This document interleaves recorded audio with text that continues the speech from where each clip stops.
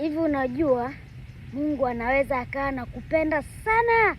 Haimaanishi wengine hawapendi, ila wote anawapenda. Ila wewe sasa, anaweza akawa ana kazi na wewe mbeleni huko, kazi ya muhimu sana, yani ambayo anataka umsaidie, lakini anawaza kwa namna ulivyo, kwa namna unavyoendesha maisha yako.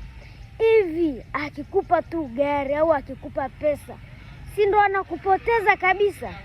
Maana anajua tu nikimpa tu utajiri huyu, tayari kila kitu, atatesa watu, atafanya vyovyote anavyojua. Kwa hiyo ni bora yani nimwache tu hivyo hivyo ili nisimpoteze. Lakini haimaanishi kwamba hakupendi, anakupenda, lakini ndio hivyo, wewe mwenyewe hutaki kubadilika, hutaki kusaidia watu.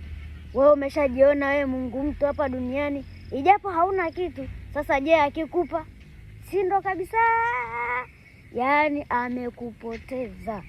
Kwa hiyo bwana, tubadilike, tusaidie watu ili Mungu aweze kutupa riziki ambayo ametuandalia, na kama kuna kazi yake asitupoteze.